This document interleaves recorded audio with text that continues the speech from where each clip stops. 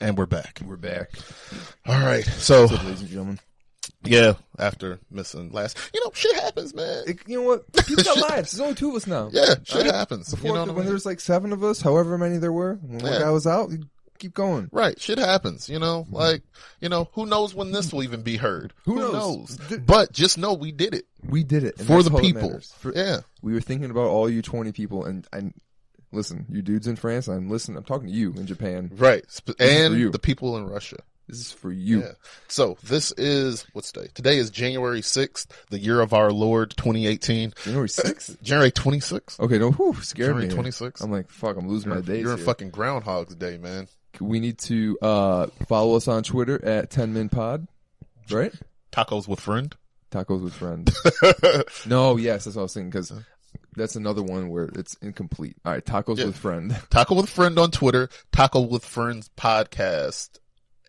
Taco with friends podcast at gmail.com. It's so confusing. Also, go check out 10 Minute Pod just for throwing it out there. It's stuck in my head. Who's that? Go for it. It's like a 10-minute podcast. Really? They do a podcast. For 10 minutes? They knock out like, however many a day. Like they meet like once a month or something like that, once a week.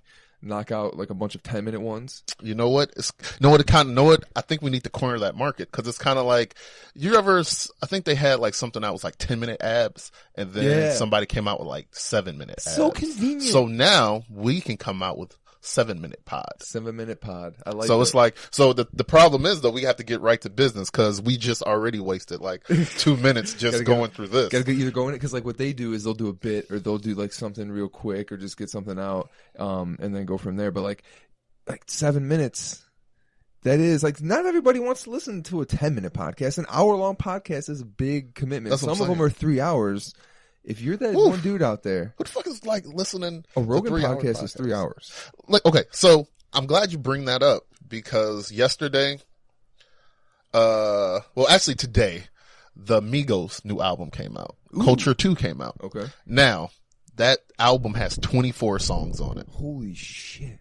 See, that's the thing. Now, when are they all 7-second songs? No, they're not. These are like 3 to 4 minute songs. Damn. And when I was listening to it, I'm like skipping song after song, song after, and it's because I don't have the I don't have the patience to listen to an album that long anymore. Maybe if you'd have caught me when I was younger, maybe I would have been able to do it back when you would actually go out.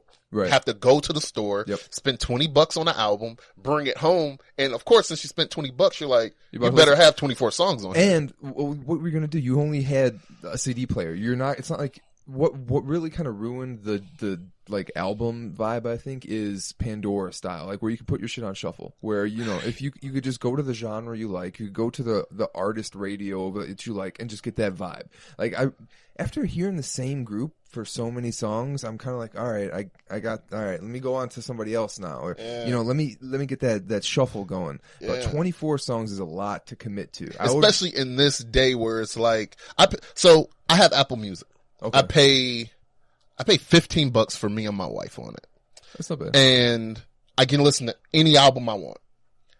Now, when you give me 24 songs and I'm paying $15 a month for everything, yeah. I can listen to any album I want, and I'm only paying $15. So when I see an album with 24 songs, I'm really not appreciative of it anymore. That's a big commitment now, right? It's like exactly. It's like, all right, come on, man. Like, and the thing is, the problem with the Migos is it's not like the album is bad.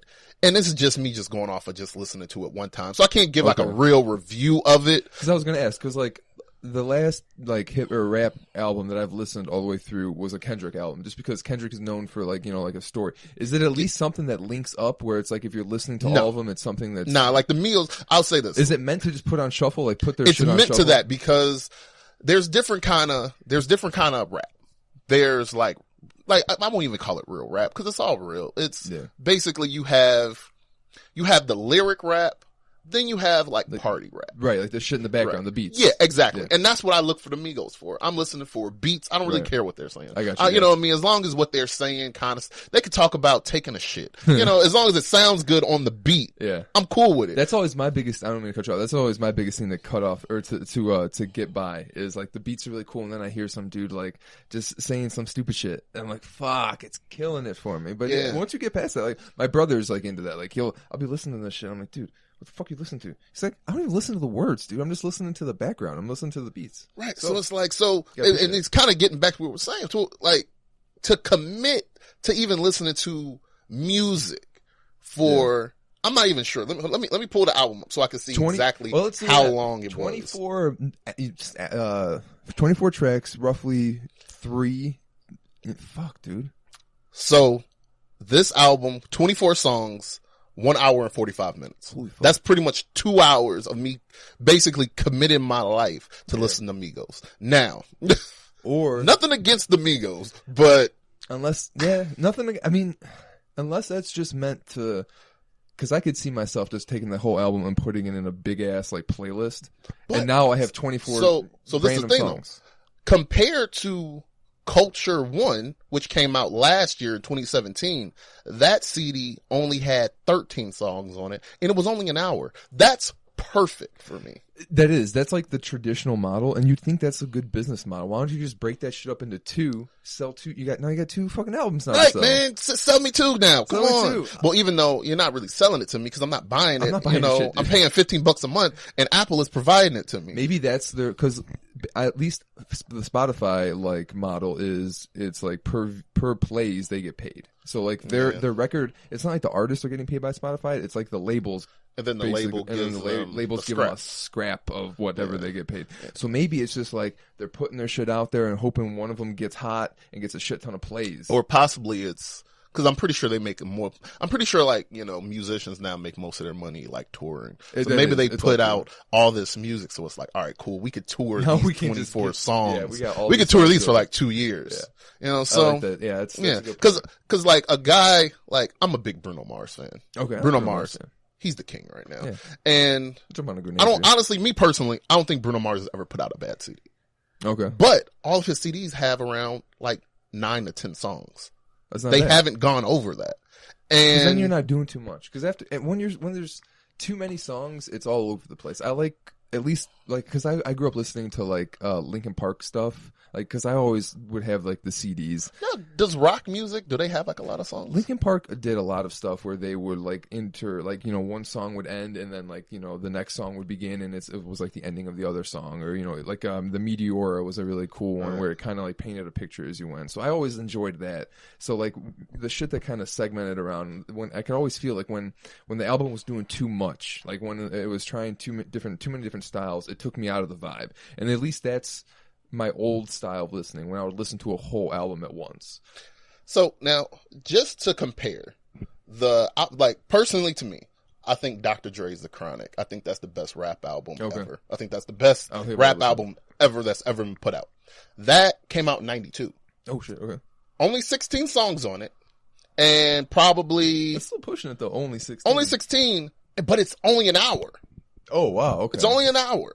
So that's kind of, that's kind of perfect for an hour is ideal. An hour is ideal. Once we start hitting 2 hours, but see now the difference is now my question to myself is it just that the Migos are putting out an album that's almost 2 hours? Mm-hmm. Because when I go and let's see here, now Notorious B.I.G. and Tupac, they put out double albums. Now Notorious B.I.G., Life After Death. Okay. Came out in 97. That has 24 songs as well. And it's basically the same amount of time. An hour and 49 minutes. But the difference is when, and I just recently listened to this album. Now maybe the difference, and I can get through this a lot easier than Amigos because I'm actually listening to what Biggie is actually rapping. Because I mean, I'm sure there's a lot of different factors that go into it, but like, I mean, you're appreciating Biggie because I mean, Biggie obviously isn't here anymore. You look back with fond, like Biggie and Tupac are like the Godfathers, the East and West. So it's that you're going back and appreciating it. I also think like this society, we're in the ADHD world now, where everything is we get everything instantly. And I know for me, like, I can't listen to a full song sometimes. Like, I'm just like, all right, I got this vibe. Let me go to the next one. I have a problem with that. Tupac, All Eyes on Me, his double album 27 songs. Holy fuck. 2 hours. See, and listening there was nothing else to do, really. Exactly. Listen. But it's so much easier for me to get through this. Really? It was like, I could listen to this whole All Eyes on Me, all 27 songs for 2 hours, and I would appreciate that, and I would enjoy that more. Now, is it because he's painting a picture? Is he I think it's the lyrics. The lyrical I think it's the guy, lyrics. I think it's the stories. I think with the Migos, it was pretty much like, when you skip the song, you're pretty much going to the exact same song. Same thing, yeah. Different, just a little bit different stuff, I feel. Yeah, so I don't know how we got on that, but... We're talking about the Rogan podcast. We started talking about, different podcasts out there. See, that's 10 minutes already. 10 fucking minutes. 10 minutes. That's a 10-minute podcast. Right. We're That's 3 a 10-minute minutes late. podcast. God damn it. Yeah. So, 7-minute podcast. So we, there's something, since we missed last week, I definitely want to touch on Aziz Ansari. Yeah. When we were, I think when it came out. I'm curious what you think about that. I wish Kurt was here. Kurt would, I wish Kurt was here. Because I kind of felt, so if you all don't know the story, I don't know how you don't know the story. I'm sure it's been all over the place. Every week it's pretty much Aziz Ansari, Indian comedian off of the Netflix show Master of None. I think that's the name of the show, right? He was on Parks and Rec a lot. Okay. I never watched that show. He's been in a couple movies. Yeah. He's got some stand-up specials. Little Indian guy. Pretty funny. Indian guy. He's kind of funny. Yeah, pretty funny. He's funny. And then, and this just before all this came out, wore all black to the Oscars, Academies? I think it was like the Golden Globes. Golden Globes, the whole in solidarity movement. Yeah, for the Me Too movement. Yeah. Me Too, whatever it was. So this is all the precursor before all this comes out. All right. And so a young lady, so he wins, I think he won Best Actor in a comedy for a TV show. And I think that's just coincidence. I don't think that the lady put it out there just after he won an award, but it just so happens that the story came out after he won the award. Okay, yes. And yeah. Basically the story says, I guess they were at the Emmys. Maybe a couple years, but maybe a year or so, I guess. I'm not exactly sure on the dates. Yeah, it was within a year or two. Yeah. So they're at an Emmys after party. She's there on a date with another guy. Doesn't matter at all that she was on a date with another guy. Okay. So she was on a date with another guy. Aziz Ansari is taking pictures with I guess a retro camera. Yeah. She saw the camera and I guess, she tried to shoot her shot. And I guess he kind of brushed her off. Okay. And I guess she came back and was like, well, I have the same camera. And then they started, talking a little bit. And I guess when they were leaving the party, he basically told her, put your number in my phone.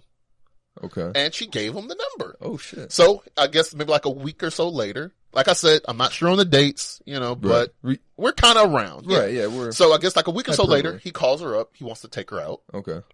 Fine.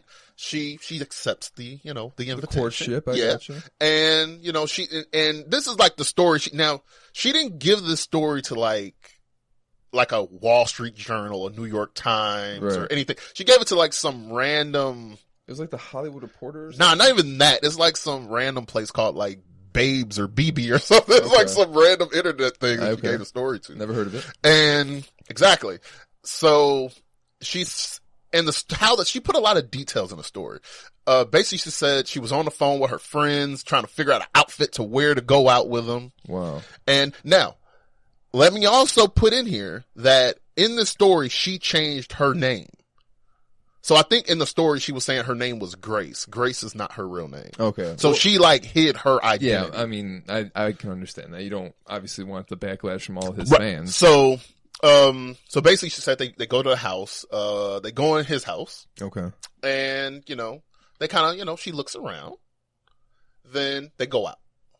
And I guess maybe they drunk a little bit maybe they drunk a little wine in the house. Okay.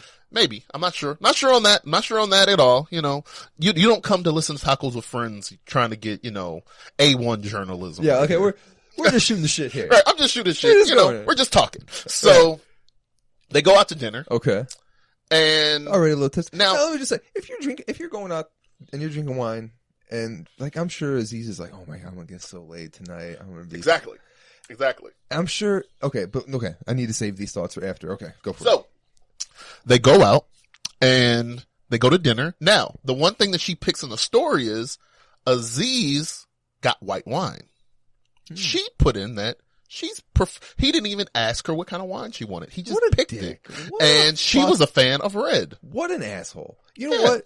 Hey, 2 steaks. Hey, we're going to have 2 steaks over here. Hey, So- she'll have the veal scallopini. Exactly. So they order their food, and from what she says, as they're ordering the food, he kind of, rushes through. Really? He eats his food, and then once he's done, no, Aziz doesn't have time for chit chat. He's like, yo, He's like, come on. bring the fucking check, all right? All right, come on, dude. Run that check. I'm just going through the motions. I'm Run just the trying check. to get home. Right, exactly. So pays for the check. They do a little, they walk back to his, his apartment. He's like trying to do the small talk. All right, fuck. Now, she also puts in the story that the apartment that he lived in was like some exclusive apartment where only the top celebrities lived there. Ooh. Supposedly, Taylor Swift lived there as well. What? Who knows? Has that been confirmed? That'd be awesome if they can confirm that that's like a real thing. Who knows? Because that would give really big credibility to the So story. they go back into his place. Okay. And she compliments his countertop. I love your countertop. Yeah. So Aziz says it would look even better with you up on top of it. I'm getting hot right now. Yeah. Holy so shit. now Aziz, Aziz, really? if you guys know what Aziz Ansari looks like, I wouldn't take him as a smooth operator like Dude, that. like holy fuck, good shit, Aziz. Oh wow. Right. So so she jumps up there, Okay. and I guess they start going at it. making out. Okay. And Aziz is now getting a little hot and heavy. Okay. Aziz starts trying to touch certain So things. he's trying to get in. He's trying to get in. So she says, the best way to go about it, Aziz ate her pussy. Okay. Oh, shit. Okay. Yeah. So Aziz went right in for it. Damn. He went right in for the kill. And then I guess, Savage. Good for you though, Aziz. I guess she sucked his dick. Really? And I guess when Aziz was ready to seal the deal, Yeah. she was like, no, God damn. no, what a bitch. I don't want to do that. And, so now we're going to kind of cut through, the meat, because it's a long ass article. It's big. And not saying that, if you should read this article, you should read it. If you have time, read it. But we're just cutting through because, we've already. Cliff notes. We're cliff noting right Yeah, now. we're a 7-minute podcast. Come on. Come on, guys. Yeah. We're going brief. It's a nice day out. All right, we're Right. trying to go fish. Right, exactly. So she says no. Okay. Aziz says, that's fine. That is fine. Get out of my house. No. Really? No. He says, that's cool. And he says, you know what? It's not fun if we're both not having fun. Wow. So they go and they sit on Aziz's couch. She sits on the floor, and for some reason they watch Seinfeld. I don't know. And I guess, So Aziz he gave her like a massage while she was down there. Really? And, What a nice guy. Aziz was still a little hot and horny. Oh, shit. So he tried to get And back on it? he kind of gave her, she sucked his dick again. Oh, so he mouth fucked her. Yeah, so she sucked his dick a second time. And Now, this was pushing it, I'm sure. now, she's I'm saying enthralled by this. that, so now I guess after the second dick suck, she's like, I'm ready to go home. I'm ready to go. What? Aziz Ansari orders her an Uber, and the Uber takes her home. Wow. Very gentleman. Now, she So far, says, so good. now, from what she says, on her way home, she cried in that Uber ride. All the way I back did home. see that. I Yeah. saw it, and then she Now- sent him a text. Yeah. saying Now, that when shit. when she gets home the next morning, Aziz sends her a text like, I had fun last night.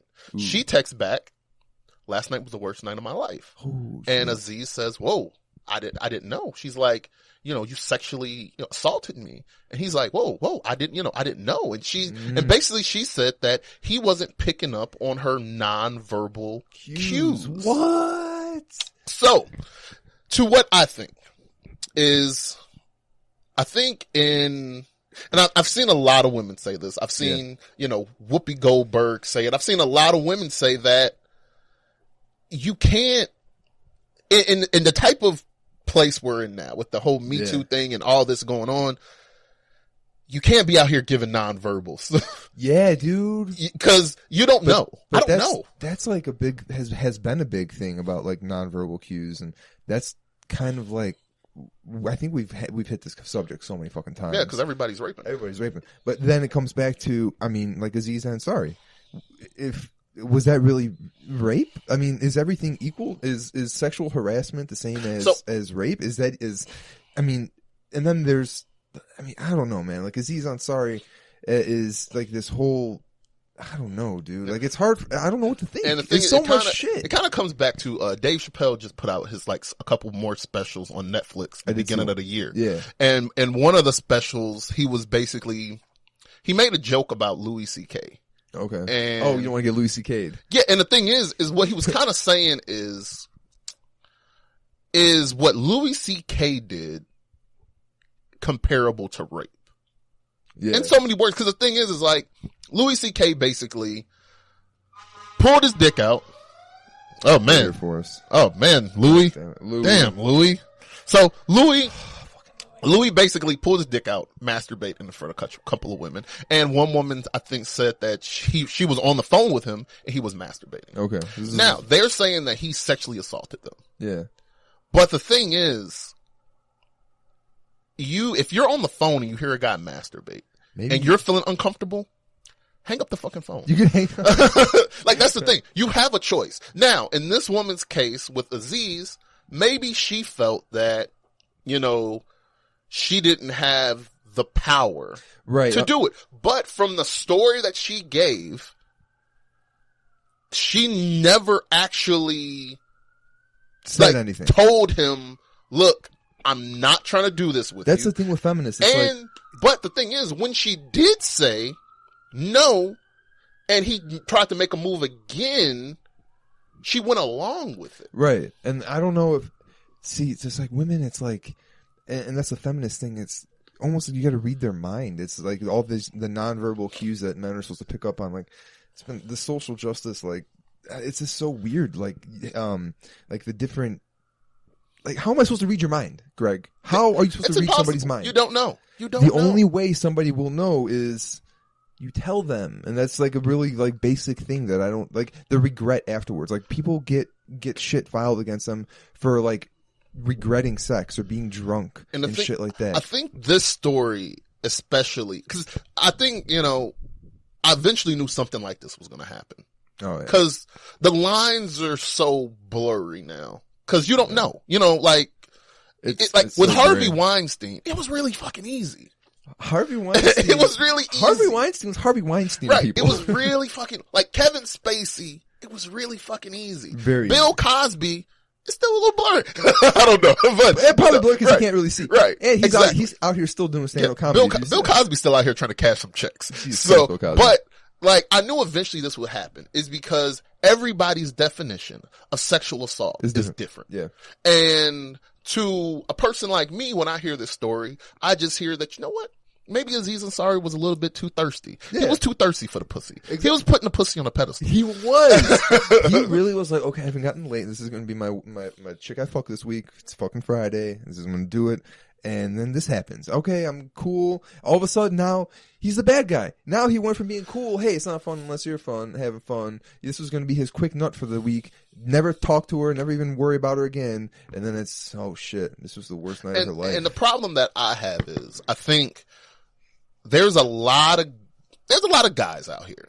If you can look, and the main problem that I have is when the story first broke, we've gotten to this point in society where the moment a story comes out, it's, okay, yeah, he did that. We're headline. Before you even get the full story, hop on the headline. Oh yeah, okay, Aziz Ansari is a rapist. You're guilty until proven innocent. Right. It's like, okay, Aziz Ansari, he raped this woman. Now, this guy's career could have been donezo.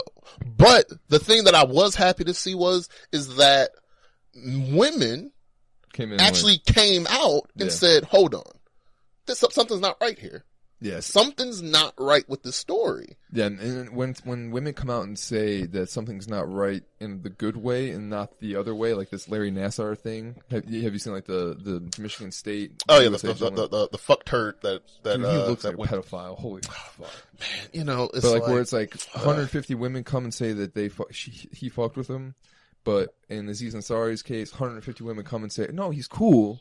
Then he must be cool. But if you're in the guilty until proven innocent society, if all of a sudden 20 people are coming and saying that you fucking did shit to him, it's a lot easier to believe so now that they I have did this it. question for you. Now, even though like I know like Whoopi came to his defense, another woman, I can't remember her name. It sucks. It sucks that I want to give her props, but I don't remember her name. But another lady on a news network, she basically said, this woman is making it bad for the women who have these real stories. Because now what's going to happen is now when people hear the stories, now they're going to second guess because like, well, look at what the woman did with Aziz. That's always the problem. Exactly. Yeah. And now what I wonder is, even though like we've kind of, got the story and everybody kind of has an opinion that maybe this isn't what this woman's trying to make it seem. Yeah. Do you still think that this is going to affect Aziz's career in some way? Because I think it's so public now that he's been kind of trifled. He came out and made a statement that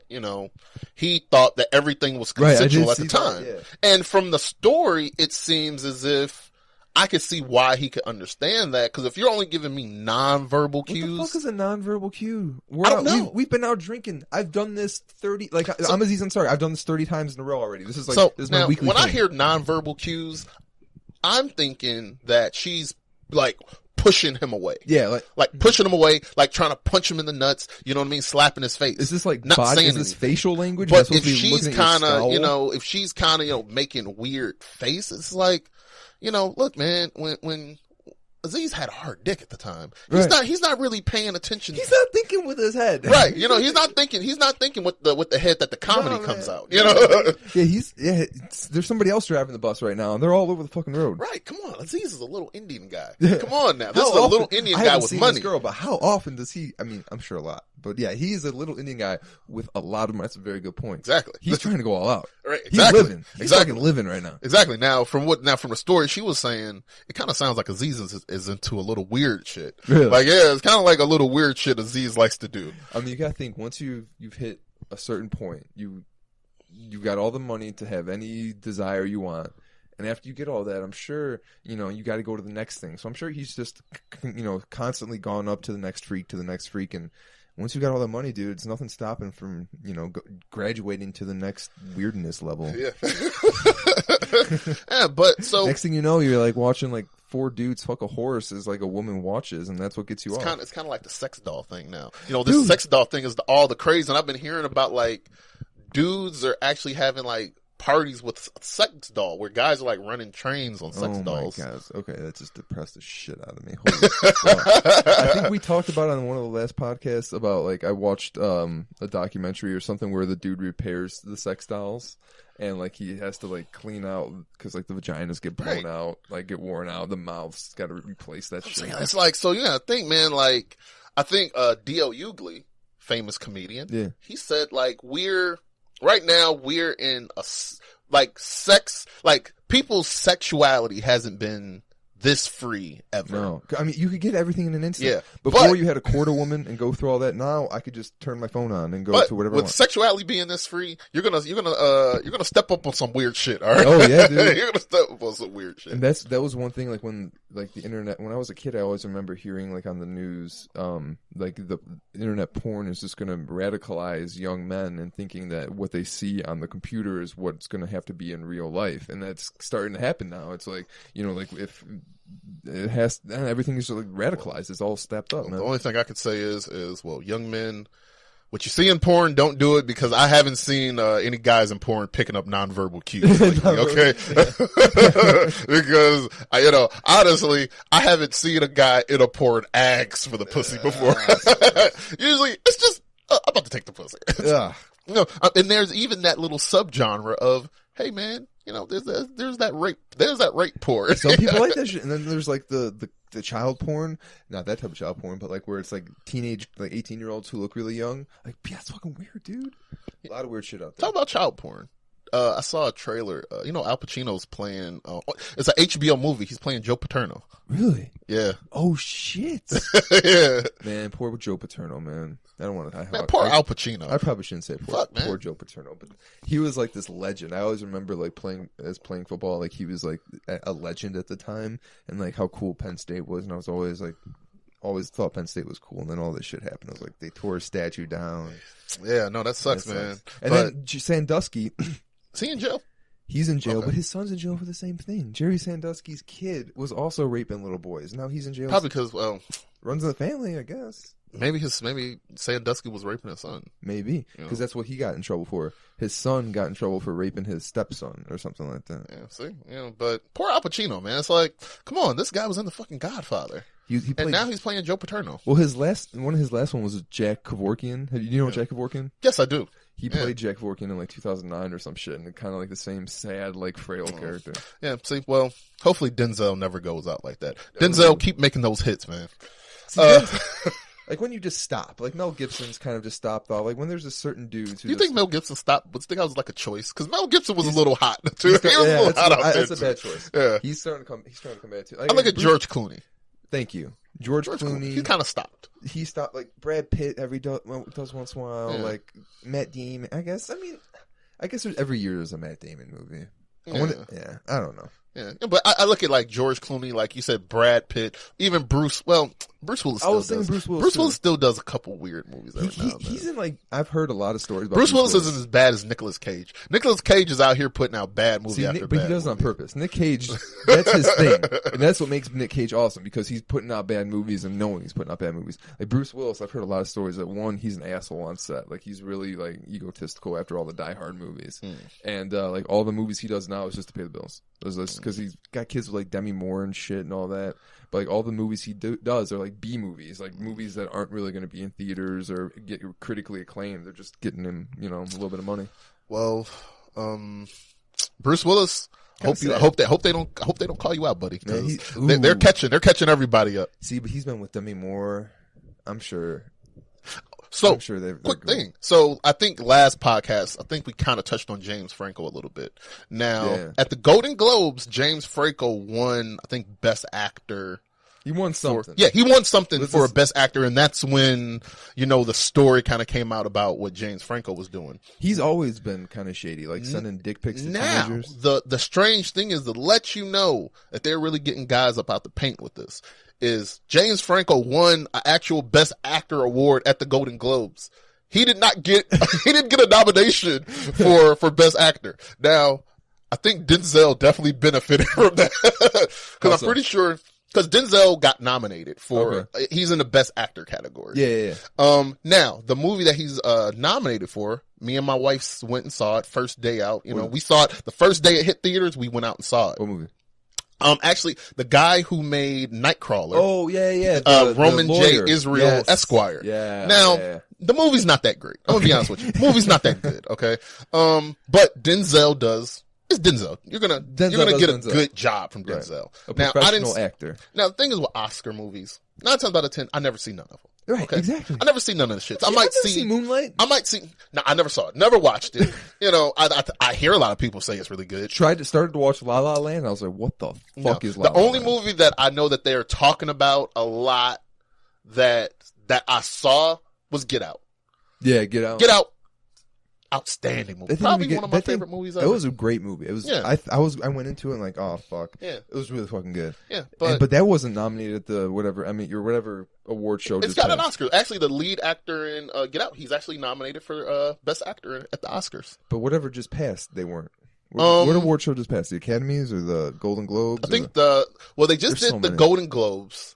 I don't think Get Out won any. They were nominated, but I don't think they won anything. Okay. I know, like, they got so many of these fucking acting award shows, man. It's like, this is award season. Award season is always like in the beginning of the year, and they come like every month, and then it's gonna be nothing. It's like back to back to back to back. Exactly. It's like shit. It's hard to keep up, but the VMAs are gonna be coming. The fucking. They still do that? Video music. MTV's got like 5 different awards they're going to do. There's like the Nickelodeon Kids Choice Awards. There's the Grammys for music. There's the Emmys for TV. There's the Tonys for like the theater and shit. There's so many stuff that's coming out. It's insane. The SAG Awards.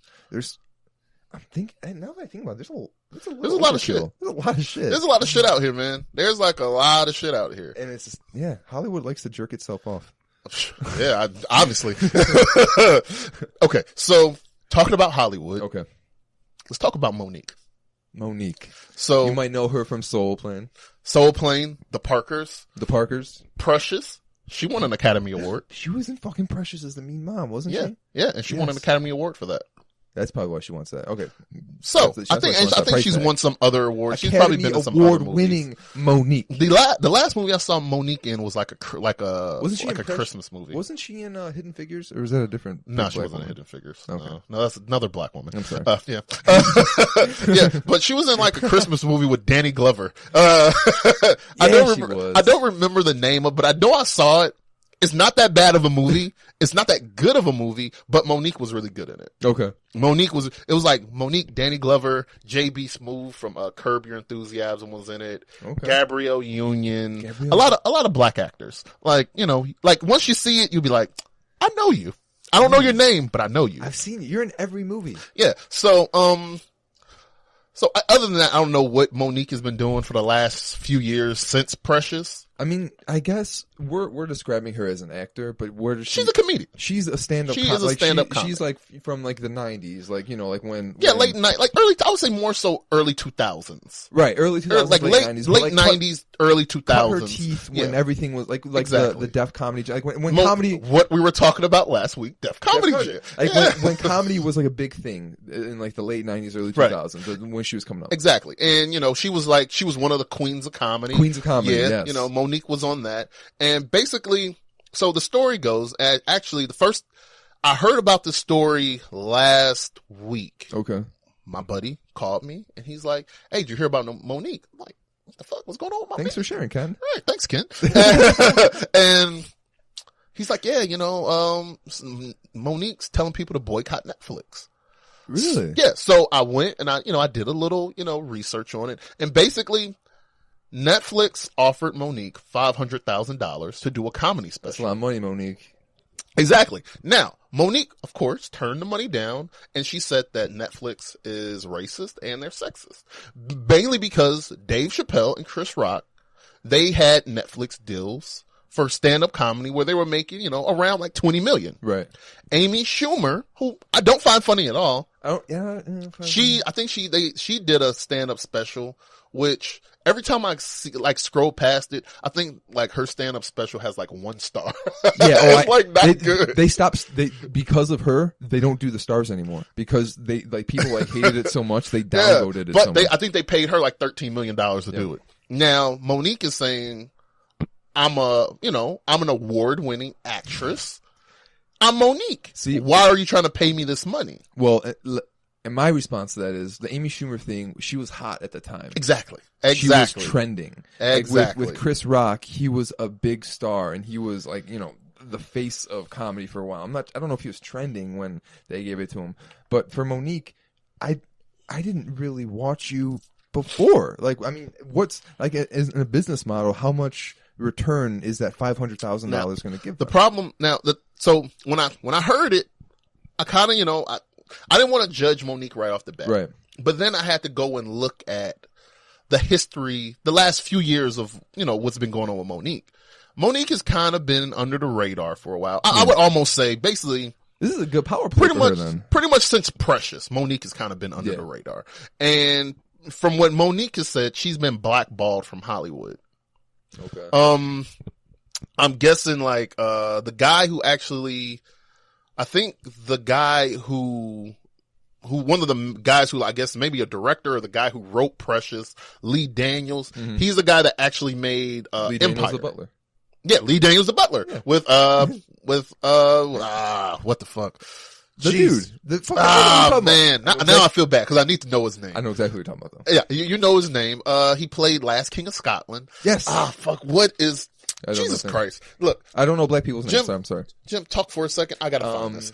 I gotta find this. Lee Daniels the Butler, and then all those movies blend in though. Like the slave movie. What was that one? Is it the same one? 12 Years a Slave. 12 Years a Slave and Lee Daniels the Butler just blended. Forrest Whitaker. Forrest Whitaker was in the... I'm sorry, Forrest Whitaker. Forrest Whitaker, Academy Award winning, Oscar winning actor. I was thinking the dude from 12. I was thinking of the dude. No, I don't know that guy's name. I couldn't tell you that guy's name. He's a British actor. Yeah, I can't spell his name, but I do know his hairline is atrocious. Dude, his hairline is terrible. I remember when he had the fro. Okay, I'm sorry. Yeah, hairline. So, basically, Lee Daniels the Butler, Whitaker, Precious, Empire.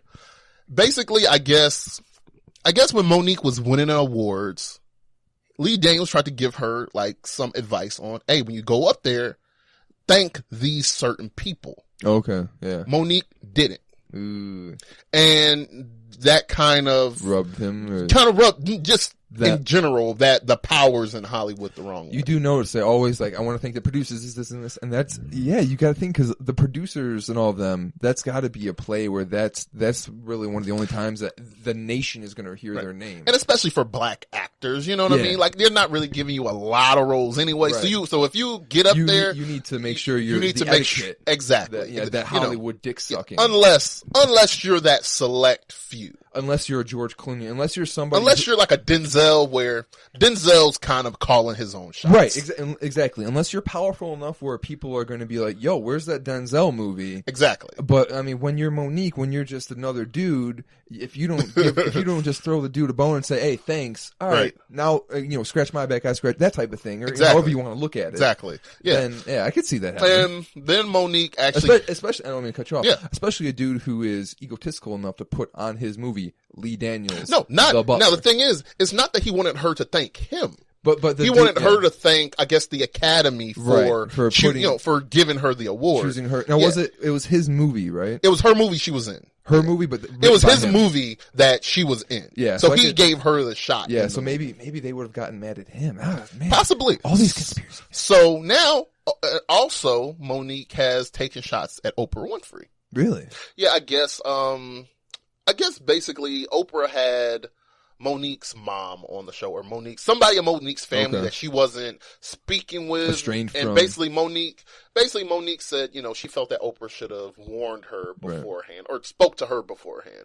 And I guess, her and Oprah have a beef going on. Really? Yeah. I mean, I guess good for Monique though. This is a way to get your name out there. Exactly. So that's definitely helping. Now, the thing that comes into it is $500,000 is a lot of fucking money. To us. Exactly. To us, it's a lot of fucking money. Yeah. And when you come up and you're telling people to boycott Netflix, you gotta remember, Netflix is probably the only thing that a lot of these people have.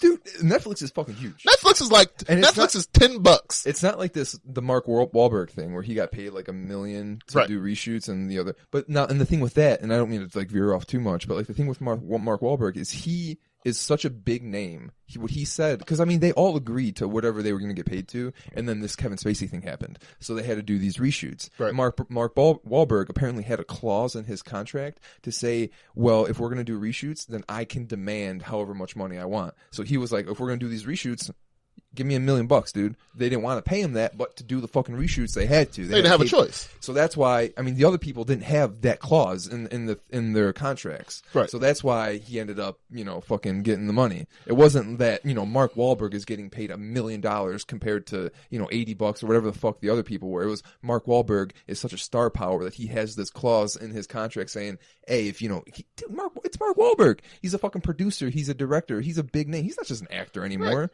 Right. He's not just Marky Mark anymore. He's not Marky Mark anymore. So, and I don't know where I was going with this. You're going to have to pick it back up. So I went down a very dark rabbit hole. Anyway, yeah, so basically Monique is telling people. Yeah, the disparity in money. Basically she's saying, you know what? Look, they offer me $500,000. They don't respect women. They don't respect black people. So you know what I want all my black people to do? I want you guys to boycott Netflix. Yeah. Cancel that fucking subscription. Get Hulu. Now, let me tell you something. Now, I share my mom's Hulu. Okay. Now, nothing wrong with Hulu. It's fine. But Hulu's not Netflix. Right. And let me tell you something. Monique, I'm just catching up on The Office. I'm not canceling Netflix for you, okay? Fuck you, Monique. I'm not canceling Netflix because you're mad because they offered you $500,000. Monique, you should take that $500,000, drop a bomb-ass special, and then demand $2 million because it was so fucking good, Monique. Now, you know what Monique should have did? She took that $500K, took that money, shot the little special, then sat back here, then did a second special at that special, then say, hey, look, I got another special for you guys. But if you want this, if you want the good material, $2 million. No, you motherfuckers are gonna have to give me fucking $50 million. Now, from what Monique is saying that, now this is where it kind of gets weird. Because Monique is saying that she is the most decorated black comedian alive. Well, I mean, I guess Bill Cosby lost a lot of his decorations when that Well, whole thing okay, happened. you know what? See, and that's the thing. Is, Chris Rock is huge. True. Now, Chris Rock's the when biggest she one. says decorate, I'm pretty sure she's adding in her awards that she's won. Chris Rock is still fucking huge. Kevin Hart sold out Madison Square Garden how many fucking times? You know, Jim, I mean, all those names are great. If you're talking about black women comedians, I guess if you're going to narrow it down that much. She's not even the most decorated black woman comedian. I mean, can you think of anybody else Yes, ahead I of can. her? Whoopi fucking Goldberg. Whoopi is a fucking... Whoopi Goldberg. She's got the, But she's not practicing. She's got the EGOT. EGOT. The EGOT.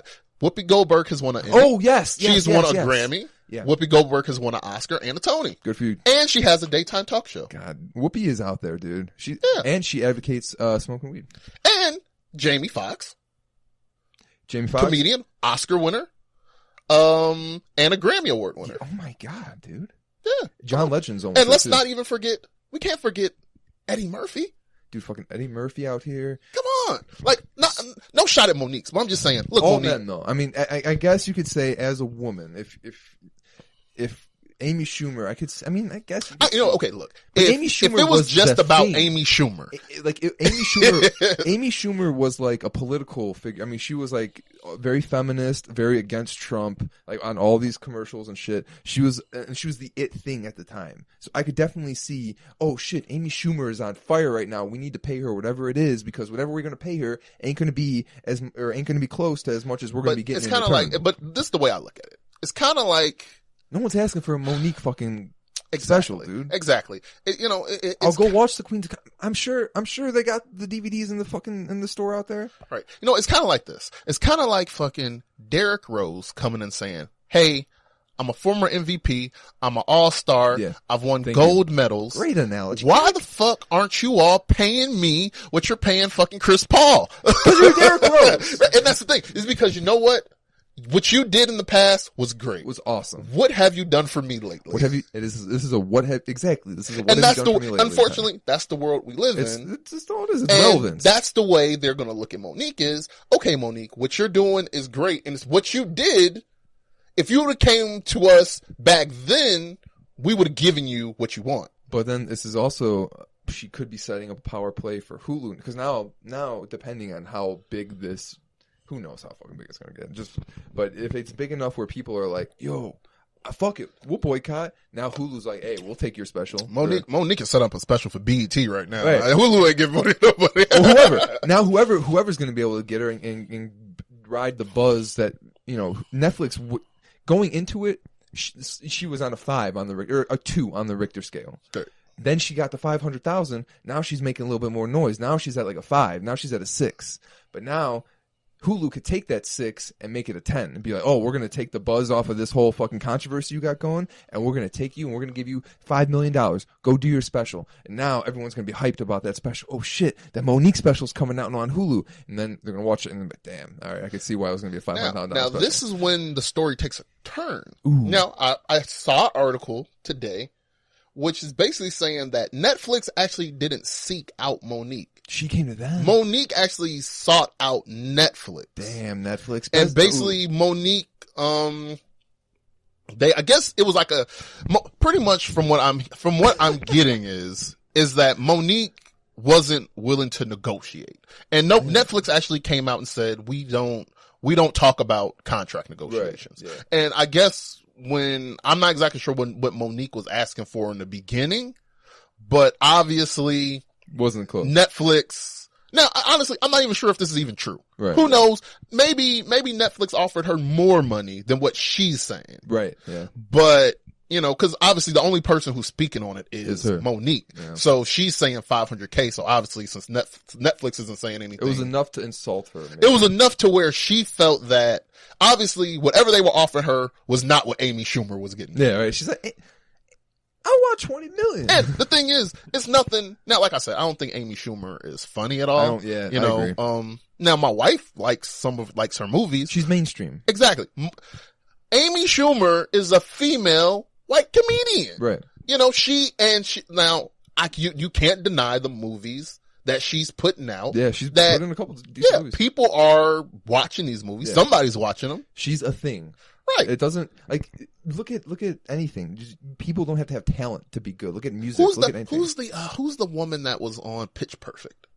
Which one? I mean, like, there's a lot of women. Rebel Wilson. Yeah, her. I like the body language. I didn't want to say it. I didn't want to say it. But you knew what I husky shoulders body. Yeah, yeah. Now I remember when like Pitch Perfect kind of came out. Yeah. Rebel Wilson, she was popping real hard. She was huge at the time. Huh? I didn't realize I did that. Yeah, she was very big at the time. She was very popular at the time. The thing is, you know what? Rebel Wilson, she's not like unattractive. She has a pretty cute face. I was thinking that too. She has a cute face. Like big girls aren't bad. Like if they are like keep up. I just don't like dirty big girls. Like dirty big girls is like, but I mean, like Rebel Wilson keeps up. You could tell like she was cutting back or whatever would have taken a turn. She would have been really nice. Now I would say this: back when like maybe Pitch Perfect 2 came out. If Rebel Wilson decided she wanted to do a stand-up special, I'm pretty sure somebody would have gave her $15 million. I'm sure. Now, if Rebel Wilson wanted to do it now, she's not going to get that same $15 million. Like, nah, sorry, girl. I'm pretty sure if Amy Schumer tried to do another stand-up special, they're probably not going to give her that same amount of money because, she's on the decline. She was the song of the summer. Like, like every year, like this year it was that Cardi B song. Like, or Despacito. Like every year you got that. Never heard that song. I've heard it once or twice on accident, not on purpose. But it's like, what people, it's what defines the summer. It's like the biggest thing of that time, or, at least that chunk. And like Amy Schumer was like a media darling in what was like 2016 or whatever the fucking year that was. She was a media darling, and I could definitely see paying her whatever she wanted. Yeah, so, but Monique, come on, girl. Like, I heard her. She was actually on ESPN radio talking. And Monique? Probably. I caught the end of it, so I didn't see why, but I'm sure that's probably why she was probably spreading her propaganda. I feel bad for her because I think she's a funny comedian. Yeah, she's funny. Nice. I think I've seen some of her stand up. She's definitely funny, but I think that she's going about it the wrong way. Yeah. Right now. I think a little petty. The thing is, what she's doing now isn't going to help her. What happens is people don't nobody wants that angry person. Because the thing is, it's like you can't even keep this under wraps. Yeah. So now, if somebody else, let's say HBO is like, you know what, let me come, let's offer Monique $5 million. Yeah. Monique's going to be like, well, why are you giving me $5 million when you gave blah, blah, this blah, guy, this and that? And it's like, okay, I just don't really want to deal with you. Yeah, right now, that is, like the disparity between who gets paid what are the determining factors? I think there was like on the E Network, one of their co-hosts, like a woman left because eventually she found out her male co-host gets paid several million more than her, and she does other shows. In that case, I mean, she hosts like 2 shows, he hosts one, and he's getting paid more. I guess you could see that, but in other situations where like this, I'm sure we don't live in a black and white world. Everything is extremely gray, and every situation is different, and every situation has different variables going into it. So, I mean, it's just a case by case, like that Aziz Ansari. Just like for the past several months, everybody's name who comes out is immediately guilty until proven innocent. Until now, Aziz Ansari comes out, and we finally have the compassion, or whatever made us go in and actually listen to his story and see how fucked up she was. Now he's off the hook. It's pretty much saying nothing's absolute. No, exactly. Nothing's never absolute. Nothing's going to be the same. Everything is fluid. Just because this person got this doesn't mean that you're going to get this because you did something 10 years ago. Yeah, it's like, I'm sorry, Gabby Sidibe or whatever. I can't pronounce her last, but the young lady who played Precious, she's on Empire now. Is she? Yeah, she's on Empire, and she's not even she's not like the star of Empire, but she's still working. But she's still working. That's the thing. She's still putting let work me ask you this: do you respect? Let me put it in sports terms, like NBA. Do you respect the guy who was really good for 4 years and then flamed out, and in his 6th year he's retired? Or do you respect the dude who's been there for 15 years, like the Ginobilis, or just the workhorses, the guys who have been consistent, never really great, never guys who you remember their names, or guys who are superstars, but guys who are like, oh shit, that dude's still in the league? That dude. I respect that guy. I like those I view actors like that sometimes. Like there's like there's like little side character actors that I see in movies for 20 years and years and years, much more than you see. Like there'll be like a hot actor that you'll see in a few movies for a couple years and then he fades out. I respect them a lot more than like like a guy who kind of like rises and flames out. Yeah, it's kind of like shoot, I can't even. That's the thing because you can't remember them now. It's like those guys who they put them in. They put them in like those high-profile summer movies, and it's like the handsome face. Exactly. And then they put them in, like and the then dudes they from Twilight, like the Taylor Lautner dude. He was in a bunch of like he was in for a couple years after Twilight was over. They tried to market him like all the studio or whatever studio he worked for really like was putting him in movies and trying to be the next teen heartthrob in all the summer movies. You don't hear from him ever again. But I can respect goddamn, what's the fucking guy from La La Land now? Gosling. Yeah, Ryan Gosling. I can respect him because I remember seeing him in Remember the Titans. Remember the Titans in like The Notebook, and then like he disappeared for a little while. That's another thing. And then he came back. Sometimes actors do, like they'll disappear. Next time you see him, like, oh shit, I haven't seen you in a while. You're kind of new and fresh now. And that's the thing with like Ryan Gosling. It's like, man, I do remember him in Remember the Titans being all, wasn't he like, yeah, he was like a really lovable character in that. Yeah. Now I see him in Blade Runner. I'm like, man, this dude's fucking awesome. Yeah. Like, I think he was in that movie Driver. I really like Driver. Yeah. I don't think he said one word in that He was movie. autistic in that movie. I stand by that. I stand by he had either Asperger's or he was autistic. If you've never seen he was Driver, on the spectrum. I swear to God. Never seen Driver, outstanding. Very movie. solid movie. I need to watch it again. You know what? Perfect example for this. Malcolm in the Middle. Okay. Who was Malcolm? Freddie Prinze Jr. No, not Freddie Prinze Jr. I can't remember. I know his last name is like Muniz. Frankie Muniz. Frankie Muniz. Malcolm in the Middle. His TV show. Yeah. But Bryan Cranston. Fucking Bryan Cranston. Fucking Heisenberg. Walter White. Because Bryan Cranston was able to not be that character anymore. Exactly. We always look at Frankie Muniz as, it's Frankie. It's Frankie. Malcolm in the Middle. It's Malcolm in the Middle. It's a dude. It's Agent Cody Banks. It's that guy. Right. Yeah. Good fucking movie. Great movie. Agent Cody Banks. He's always Agent Cody Banks. Great fucking movie. The one fun fact about poor Frankie Muniz, he has memory problems now. Really? He loses his wallet. He'll get lost. Like, I don't know why, but he's like, yeah, like my girlfriend has to like, write things down for me. And he was very nonchalant about it. I'm like, dude, like, that's like bad. He should probably get that looked out. Talking about memory problems, this is kind of veering off a little bit. My wife was watching a movie the other night with Nicole Kidman in it. It was some movie where she couldn't remember shit. So it was like she was like, basically, I don't even know what the movie is called. I just know when I came home, my wife was watching it. Basically, Nicole Kidman she had memory loss. So she would wake up and she would go through the day, and then the next day she would forget everything from the day before. And basically what happened was some guy like stole her from a hospital and was acting like he was her husband. Really? Yeah, he was like beating her up.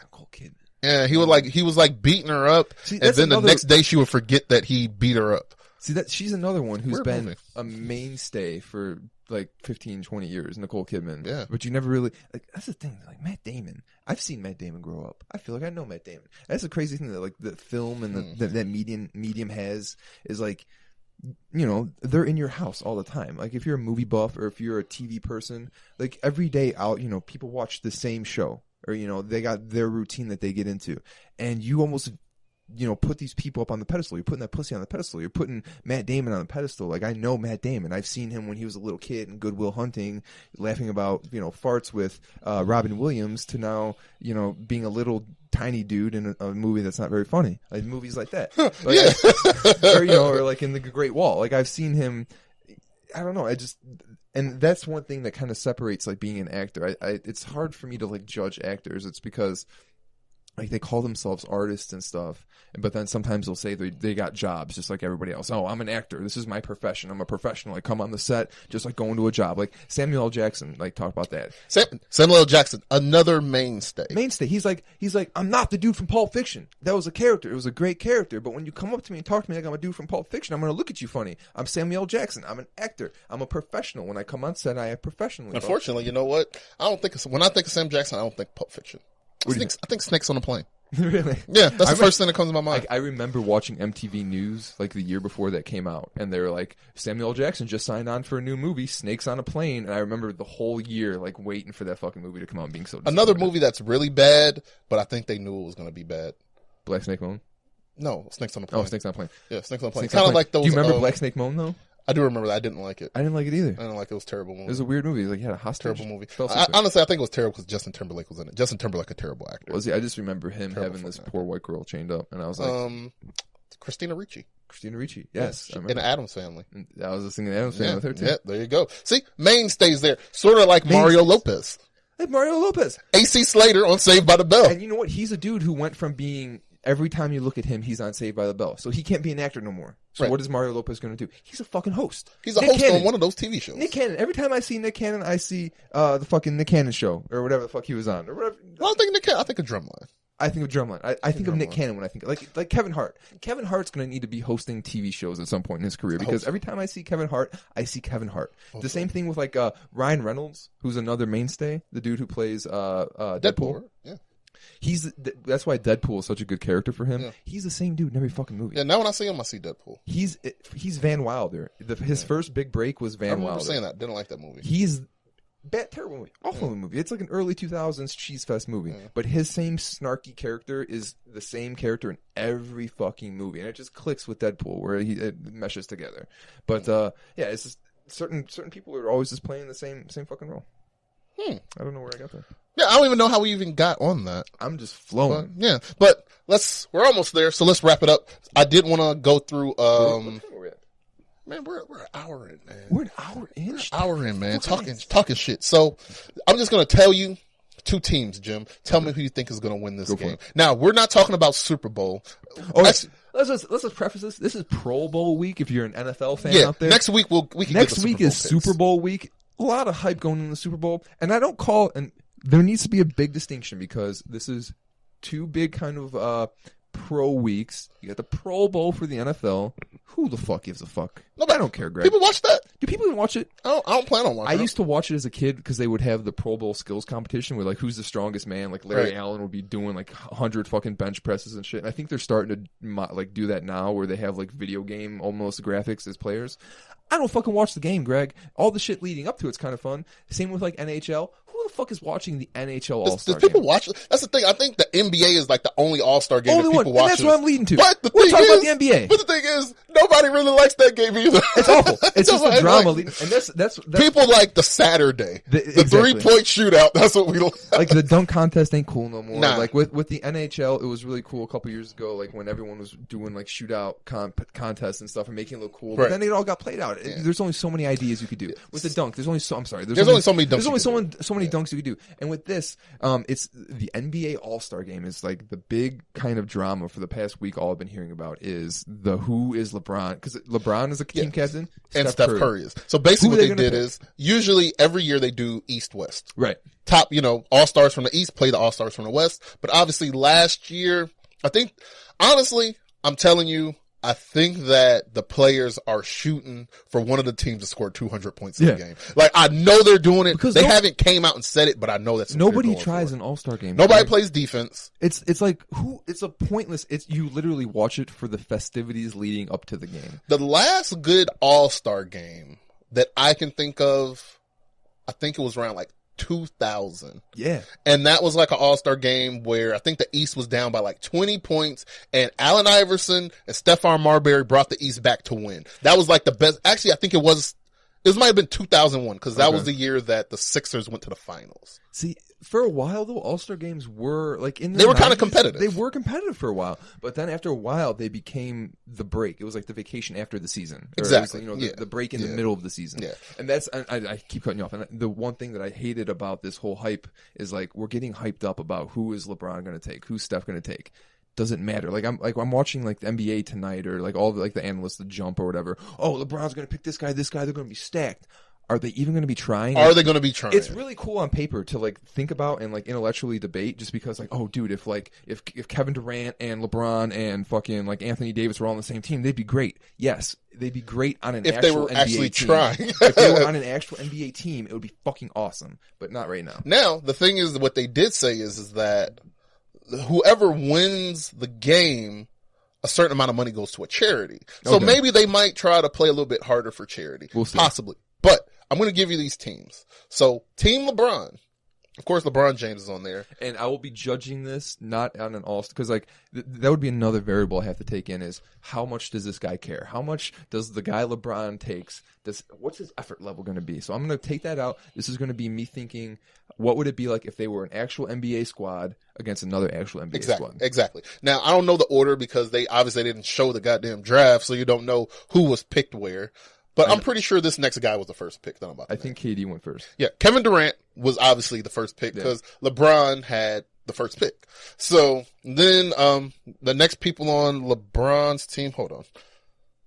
These teams are like totally wrong. That is curious that they didn't give the list or like the who went when, just because I know Russ was kind of pissed off because his name was last on the list, thinking he went last, but his name starts with a W, alphabetical order. You're going to be last on the list. Yeah. Like, come on. But the thing is, it doesn't really matter. But I wonder if, I'm sure they do, because NBA players, they have to be self-aware enough to know that, everything they do is magnified. Maybe they play into it. Like, right. Like Kevin Durant, like after he got drafted, posted on Twitter, like, the next chapter begins. He posted a picture of himself with like a LeBron jersey on with LeBron's face. And, maybe they just play into like the narratives that ESPN and the media kind of plays. Okay. So LeBron's team, Kevin Durant, Anthony Davis. Okay. DeMarcus Cousins. Ooh, Anthony Davis and Boogie Cousins. And Kyrie Irving. That's the starting lineup for LeBron's team. This whole week leading up, you're like, oh, Kyrie Irving didn't want to be with LeBron. That's why, and all these different, reports coming out that, that he could have gotten traded to like the Pacers for Paul George, or there could have been a deal where Melo and Paul George came instead. Actually, a story leaked out last night that said Kyrie Irving threatened the Cavaliers and said, if you don't trade me, I'm going to have knee surgery. I'm going to have knee surgery and sit out the whole year. Like, this is everything leading up to this, and all of a sudden now LeBron's got him on his team. What are they going to do? Exactly. Holy shit! Are they going to butt heads? Are they going to pass to each other, Greg? Who's going to take the last second shot, Greg? I don't know. Definitely Kevin Durant. But then you got the two towers there too, man. You got fucking Anthony Davis and you got Boogie Cousins. Got Boogie. They got so much the Brow chemistry. and Boogie. They've been playing with each other for the past year and a half, dude. I don't know. Now the bench for LeBron's team. Damn. Bradley Beal from the Washington Wizards. Okay. LaMarcus Aldridge from my San Antonio Spurs. Go Spurs, go! This year? Yeah, man, he's having a great season. Is he? Yeah, having a great season, man. Kawhi's Kawhi's been out all year, man. Yeah, that's Kevin Love from the Cavaliers. Kevin Love, you poor guy. Got Westbrook here. I love you, Kevin Love. So Westbrook and Durant, same team. Oh shit. Yeah. Victor Oladipo from the Indiana Pacers. Kristaps Porzingis from the New York Knickerbockers. And John Wall from the Washington Wizards as well. John Wall. No one likes you, John Wall. Okay. So Steph Curry's team. Obviously Steph Curry's there. Steph Curry. He picked DeMar DeRozan from the Toronto Raptors. Really? James Harden. In order. No, this is not in order. This is just the people on the team. Right. So it's not no specific order. So James Harden. Okay. Giannis Antetokounmpo from the Milwaukee Bucks. Greek Freak, yeah. I love him. And the process, Joel Embiid from the Philadelphia 76ers. I also saw Joel Embiid is also in the Rising Stars game the day before. How can you be a Rising Star and an All-Star? Well, he's lucky because I think the Rising Stars game is Friday. Well, if the Rising Star game was Saturday, he wouldn't be able to play the All-Star game because he doesn't do back-to-back. I was going to say, for a dude who's already limited in his minutes and in his games, are you really going to, like, if I was the 76ers, if you're going to play in one game that don't matter, you're playing in the fucking All-Star. You're not playing in two games that don't matter. A fragile guy like that getting hurt in a Rising Stars game. Look, man, you ain't doing this. He's already a star. You can do right. You can do the All-Star. Right. You can do the All-Star. Right. You can do the All-Star. We ain't taking no chance in the Rising Stars. He's like the 17-year-old kid who's out there playing with the 14-year-olds in Little League, and it's like, hey, something's different about you. I don't think you're supposed to be out here, kid. So then we have in the bench for Team Steph Curry. Okay. Damian Lillard from the okay, whatever, for the Portland Trail Blazers. Another guy who, if he was in a bigger market, he might be getting more play. Or no, was it? No, I'm thinking DeMar. Who is it? No, yeah, Lillard. I'm thinking Damian Lillard because Stephen A. brought up about if he was a dude who was in a bigger market, actually getting marketed and stuff like that. I don't think that matters though. I think it does. I don't know. He has a rap album out. He has Lil Wayne on his rap album. Yeah. How much bigger? I did hear that he does a fucking rap album. How much more does he want?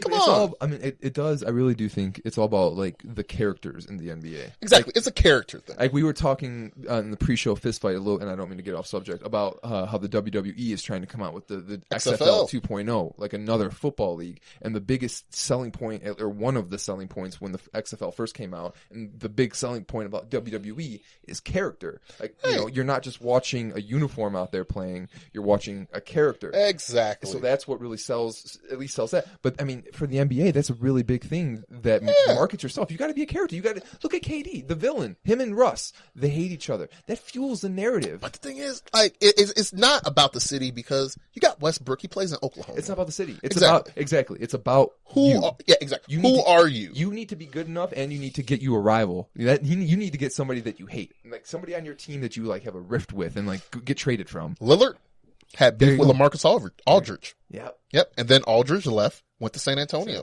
Yeah. So that was his beef. Unless, too bad he couldn't have talked. He should have kept Aldridge there. Then they could have had a inter-team beef, and then there you go. Then they would have been talking about, oh man, what's going on in the beef? Okay. That does feed it. So we got Lillard, and this kind of hurts me a little bit. Jimmy Butler. Jimmy G buckets. Jimmy Butler. But you know what? I won't say it hurts me because, you know, I like my Bulls this year. I really like them. Jimmy G buckets. I saw a highlight of him hitting one in Wade's face. I'm happy that Butler's in Minnesota. Can I say something about Wade real quick? So I went. Sure. All right. So I went to Mount Carmel High School as a youth for 1 year. But when Wade was playing here last year, his son also went to Mount Carmel High School, and his son was like playing for the basketball team. And apparently, I got this from somebody, one of my friends who went there, was like kind of like an ego, he's the big man of Compass. His dad's the king of Chicago, so he's kind of like Hollywood out there. So he did something where he got in trouble. And Padre was basically like this kind of like really cool, like middle-aged, like priest. Like everybody walks around in like brown robes out there, and he was like the principal, like the lead dude, and he had to discipline him. I don't know what he did, but he suspended him or did something. Let me just say, Padre also suspended me my freshman year. I drew dicks on somebody's locker, and then like his teacher came up behind me, got suspended like the day of the walkathon. It's not a weird thing, so I don't know what happened, but apparently Dwayne Wade had like a shit fit and got the dude fired and like ruined his life and just took his kid out of school and moved down to Miami. You know what? So fuck you, Dwayne Wade. He was a really nice guy. But no, Jim, the thing is, that's what you do when you get money. You get people fired. Yeah, man. That's what you do, man. Like if I had money, I'd be getting people fired left and right. I really wish I was there when that happened, man. Next, Draymond Green from the Warriors. Ooh, defensive. Oh man, dude, you put him out there on the second team, fucking kill the game. Kyle Lowry. You get a fucking lead, dude, and you put Draymond out there to defend. Draymond out there kicking dicks. Kicking dicks, Draymond. I think he didn't. Steven Adams just kick somebody in the dick too. Yeah, he kicked some. I think he kicked somebody in the dick last night. And then Draymond called him out. Well, Steven Adams does. You were the original dick kicker. Yeah, you're the repeat dick kicker. Him and Chris Paul kicking dicks. Jesus. Kyle Lowry from the Raptors. Okay. Klay Thompson from the Warriors. Big Cat Karl Anthony Towns from the Timberwolves. I like him. I like Karl. And I'm telling you, this guy was definitely the last pick. Al Horford. Who I go back to? Who's read them back, but in reverse order. Al Horford and then who? Horford, Towns, Thompson, Lowry, Green, Klay Thompson. Yeah. All right. So let me ask you this, because like all the snubs and the people who weren't brought in, that was like another big kind of like arcing storyline. Is like all the all-star snubs. What makes an all-star? Is it skill? Because like there's all-star and then there's the all-NBA team. So I go off a season. I go off because the all-NBA team is the guys analytically who are the best. So like with football, there's a website called Pro Football Focus, and basically they have all these different scouts they employ, and they vet it, and every player basically gets graded, and like there's like 3 different people grading each player, so everything gets kind of filtered out, and they come up with like different grades, almost like Madden, and they get like a 0 to 100 grade, and that's like very analytical. And that's how I view like the all-pro team. Like whoever is like the top in the analytics is my all-pro team. But when I think of all-star, I think of who's the biggest name, the biggest star power. And does the Golden State Warriors have 4 of the biggest names? Like is Klay Thompson a superstar in comparison? If you were to ask me this year, there's a couple names, like the 2 people who kind of stick out to me, who I don't think are actually all-stars, are Draymond Green and Klay Thompson. Right. Okay. I think Paul George should be on here. I agree with Paul and George. you could probably put maybe one other person from another was it team. Drummond or who's the dude? Drummond was in the East. So he would have had to take somebody in the East spot. Okay, I got you. So now when I look at the East, maybe John Wall, you could take him off. Yeah, John Wall's another like border guy. I mean, Yeah, exactly. He's about the same as Drummond. Yeah, but when I look at All-Stars, the same way you look at All-NBA, at least when I look at it in the NBA, I look at All-NBA is for full season. So I look at All-NBA as like the top 5 All-Stars for the full season. When I look at the actual All-Star game, it's who's the All-NBA for the first half. I got you. Okay. I see. So maybe a guy like Victor Oladipo, he might not make an All-NBA team this year. But at least But he's an All-Star. So, that's the kind of way I look at it. I see. It's like longevity. Like we were just talking, like in the course of a career, think of it in the same course of a season. Like you got a dude who flames out 3 years into his career, or you got that dude who kind of lengthens it out. The good thing about the NBA is now they only choose, now the starting lineups are usually that popularity contest. Okay. Because the fan vote gets the starters. Right, okay. Now the bench is chosen by players. It's like a percentage. They break it down. Players, coaches, and media. I got you. So the bench is where you really get, the people that really deserve it. That's how you can get, Oladipo, Kevin Love, LaMarcus Aldridge, Jimmy Butler, who wasn't voted in, even a guy like Damian Lillard, who I will say I think Lillard kind of cheated the system. How so? He was complaining, like before they even named who was on the All-Star team, he was saying how he wasn't going to get in, how he doesn't get any respect. Yeah, and I think people kind of heard and they were like, well, you know what? Because I think maybe the Trailblazers are like 7th or 8th in the West. Okay. And it was kind of like, all right, let's throw him a bone. Right, I got you, yeah. I could see that. Well, okay, so going back to the original question, who would win? Who would win? So I'm going back, and I'm the two towers, dude, and the KD and Russ, and then you got Bron and Kyrie. And like I said, I'm thinking about this on paper. Just saying, Jim, it's not that hard of a choice. Dude. Obviously, Team LeBron's going to win. Team LeBron. Unless. Because it's not, we're not going East and West anymore. It's schoolyard. It's schoolyard. Like the NFL did this a couple years ago. Hockey did it. Like because when you play pickup hockey, what you do is you throw your sticks in the center of the ice, and then you just go. Some dude goes out there and separates all the sticks side to side, and then that's how you pick your teams. So like they're trying to do like the old schoolyard. Pick your fucking team and go from there. So his team's fucking stacked. Yeah, the only way I can see LeBron's team losing is they got a lot of big guys on there. Steph Curry definitely drafted his buddies. Yeah. And the thing with Curry's team is they're going to be shooting a lot of fucking threes. Porzingis is very underrated on that LeBron squad. No, the thing is about Porzingis, the Knicks suck, man.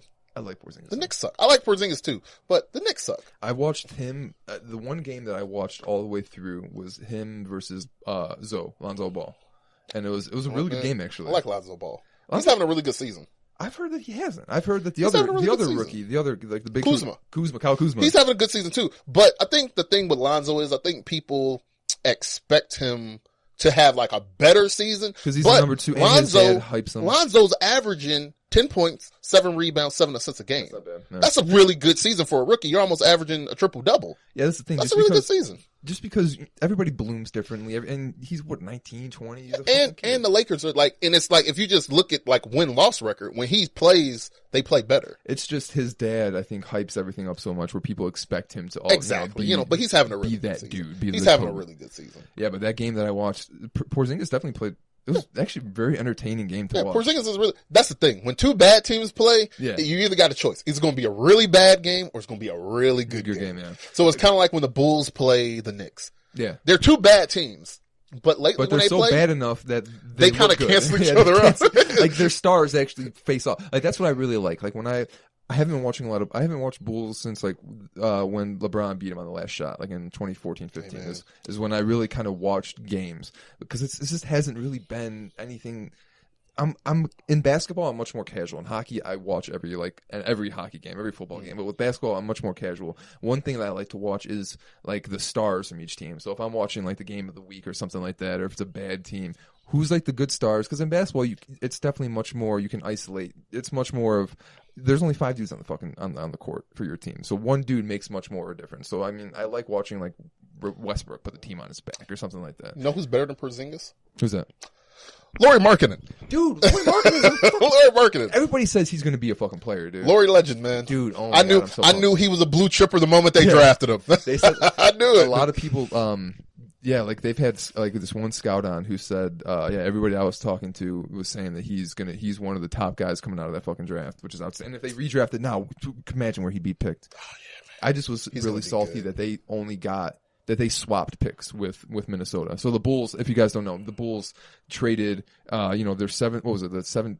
They traded for the 7th overall pick. Yeah, they traded. Basically, I think marketing came over in the Jimmy Butler trade. And right, exactly. Jimmy Butler got traded, and the Bulls got Markkanen, Levine, and Dunn, and then like some other throwaway player. Yeah. But for Jimmy Butler, who was hyped this whole season in the trade talks as like the dude, this really big game changer. It's a pretty good trade for both sides, though. No, though, because all you did.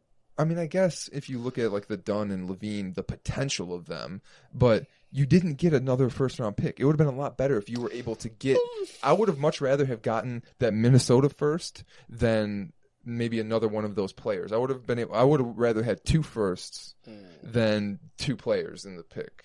So, I think that at least when I look at this trade, I look at Minnesota got better with Jimmy Butler. They got better with Jimmy Butler. Obviously, because now I think right now Minnesota's like 4th in the West. Yeah. They've already matched their win total from last year. They got like Taj Gibson. They got the whole bull. Pretty much, they got a lot of the Bulls. Yeah. And the Bulls on the other hand, oh god, the Bulls on the other hand though, maybe Chris Dunn, he's shown flashes. Yeah, he's shown flashes. Zach LaVine, I actually like him. I really like him. I like him a lot. And Markkanen, I really like him a lot too. So when I just look at that trade, I look at it. The Bulls got what they wanted. They got younger talent. Right. And the Wolves got what they wanted. They got an actual leader. A star, yeah. Yeah, a star and a leader of a team. So I think it worked out for both teams. Yeah, in that perspective, it's good. And that, if Dunn and Levine like pan out to be anything, that's good. Because in the NBA, you need 2 stars. You can't have 1 star. You got to have at least 2 stars. And I think it's much better if you got, if Markkanen turns into being a star and Levine is like a support player, or if Levine all of a sudden is a star. One of them is going to be a good number 3 on that. But we all know how the Bulls do. They're gonna put all the pressure on Markkanen. He'll probably blow out his ACL, and then the whole city is going to turn on him. Yeah, fuck you, Markkanen. Yeah. So I think that's it, man. We're like almost an hour and a half, man. Really? Yeah, we're almost there. See, and it all goes back to the Rogan podcast being 3 hours. Sometimes it takes like an hour to get into the groove sometimes. Yeah, so basically, our 60-minute podcast right here. Our 7-minute podcast turned into an hour and a half. Yeah. 90 minutes. So, that's it. So, till next week, I think next week we could give the Super Bowl picks. We'll give the Super Bowl picks. Maybe we'll see if it's like a big week. Super Bowl pick. Maybe Kurt will want to come in or something like Possibly. that. We'll float it out there. We'll figure it out. Just stay hydrated out there, guys. All right, you guys. Have a good one. Peace.